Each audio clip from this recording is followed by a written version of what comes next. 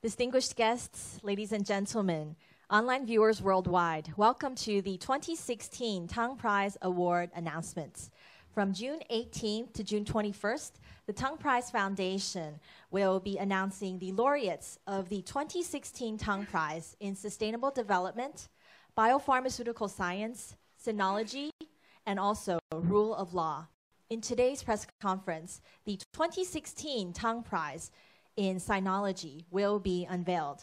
First of all, it gives me great pleasure to introduce to you the distinguished guests who have joined us this morning. Chairman of the Tang Prize Selection Committee, 1986 Nobel Laureate in Chemistry and former President of Academia Sinica, Dr. Li Yuanzhe.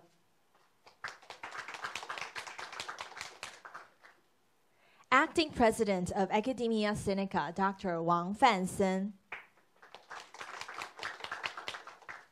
Academician of Academia Sinica and Chair Professor of American Harvard University, Department of East Asian and Comparative Literature Department, Dr. David Dewei Wang. Academician of Academia Sinica and Professor Emeritus of American University of Wisconsin-Madison, Department of History, Dr. Lin Yusheng. Academician of Academia Sinica, Dr. Huang Jingxin. Academician of Academia Sinica and Chair Professor of Language and Cognitive Sciences, the Hong Kong Polytechnic University, Dr. William Shiyuan Wang. And CEO of the Tang Prize Foundation, Dr. Chen Zhenchuan. Ladies and gentlemen, now please join me in welcoming the Chair of the Tang Prize Selection Committee, Dr. Li Yuanzhe, to make the 2016 Tang Prize Award announcement in Sinology. Please join me in welcoming Dr. Li.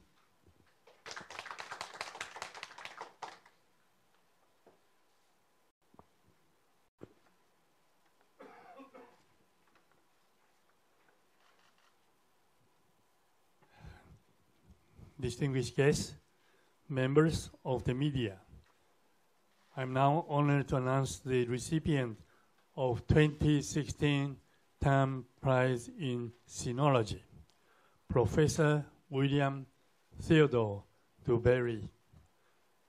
The 2016 Tang Prize in Sinology is awarded to William Theodore Dewberry, Professor Emeritus of Columbia University, for his pioneering contributions in Confucian studies,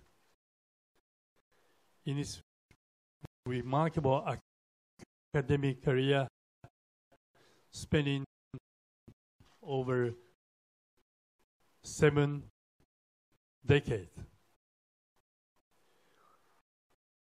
He's written and edited over 30 books, with many of them making groundbreaking contributions that provide both enlightening insight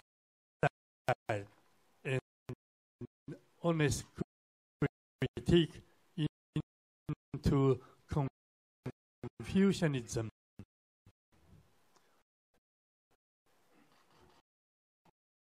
Recognized for establishing the field of neo-Confucianism in the West, Professor Dewberry is indeed a leading authority in the field of sinology. Congratulations, Professor Dewberry. Thank you. Thank you, Dr. Li. And now, ladies and gentlemen, I would like to introduce to you Academician of Academia Sinica, Dr. Wang Dewei, to introduce the Tang Prize Laureate in Sinology and also to give the prize citation. Dr. Wang. Okay, thank you very much. Good morning, ladies and gentlemen. I'm David Wang. Let me say that this is a great pleasure and honor for me to introduce Professor William Theodore DeBerry, truly a pioneering figure in the making of the teaching and the learning of Confucian thought worldwide. Over the past 70 years, Professor DeBerry has seen to the editing, writing, translation of more than 100 classics and the books of his own, and disseminate the thoughts of Confucian intellectual history worldwide. I also would like to say that it truly is an honor for myself to be his colleague for more than 15 years when I was having my tenure at Columbia University. And in that capacity, I can truly testify to the excellence of his scholarship and personality in the promotion of Confucian thought globally. For today, I would like to particularly highlight 4 of his many aspects of a contribution to the teaching and the learning Confucian thought. That is, in the first place, Professor DeBerry has truly single-handedly reinvigorated the thought, learning, and the training of Confucian thought, particularly in the Chengdu School over the past half a century. And also he has called our attention to the unobserved aspects of Confucian teaching in the areas of the study of selfhood and freedom.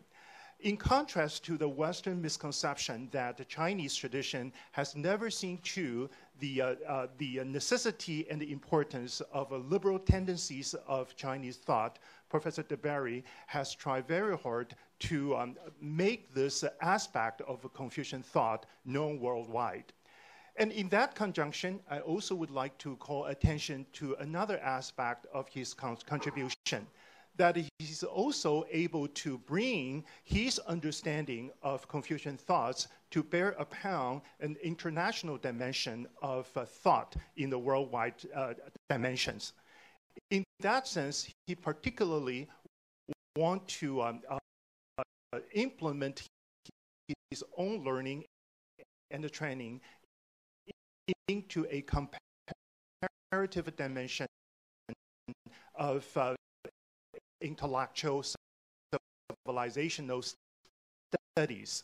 And issues such as modernization, such as democracy, such as human rights have all now come into the orbit of the training and the learning of Confucian thought. And in that sense, Confucian thought is no longer just a mere Chinese sort of essence of scholarship and learning, but also it has become one of the most important aspects of our understanding of world civilizations. The third aspect I would like to call your attention is the fact that over the past 20-some years, Professor DeBerry also wants to put his study of Confucian thought in the perspective of comparative civilizational studies. In that sense, East Asian civilizations have now definitely come into the sight of our understanding of the dialogues and the dynamics of world comparative civilizational studies. Issues such as human rights, such as peace and order, and such as other aspects, even including environmentalism, humanism at large, and so on and so forth, all have been undergoing a rethinking and a re-inquiry in terms of a East Asian or Chinese aspect. And finally, the last but not the least, we also want to thank Professor DeBerry's contribution to the teaching of Confucian thought in worldwide sense. we all know that Columbia University has been well known for its core curriculum over the past 50, 60 years. And let me say that Professor DeBerry has definitely made his own contribution to the making of this great curriculum. And under the edges of Professor DeBerry as the vice president of Columbia University in the late 1960s and early 1970s. This whole curriculum expanded to include the East Asian dimension of studying and training. And in that sense, I think that learning and the reading and the teaching all combined into one to truly embody the true spirit of Confucianism, and particularly in terms of this ongoing and continued acceleration of our selfhood, our understanding of humanity, and our understanding of world humanity. So in that sense, I think the recommendation committee all felt this is a great honor to recognize his lifelong contribution to the world understanding of the essence of Chinese civilization, that is Confucianism, Confucianism in the traditional sense, and Confucianism in the very modern and even postmodern sense. Last but not the least, as I said, I had this honor and the pleasure to have worked with Professor DeBerry for more than 15 years. So in that capacity, I truly came to learn this great person, great scholar, and a great teacher. I even have co-taught a course with him, and in that capacity, I can definitely tell this is someone who teaches with his insights, with his integrity.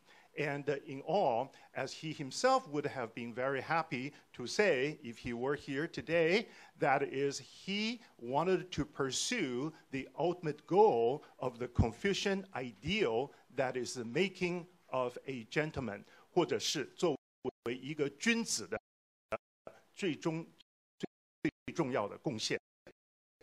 So on that note, let me again express my personal and enthusiastic endorsement of this recommendation. I congratulate him on his more than 70 years of contribution to Chinese thought, and particularly to Confucian thought. Thank you very much. Thank you. Thank you, Dr. David Wang, for giving us an academic, professional, and also very personal introduction to Professor William DeBerry. And now, ladies and gentlemen, thank you for joining us at the 2016 Tang Prize Award announcement in Sinology. All of the press information will be made available on the Tang Prize official website.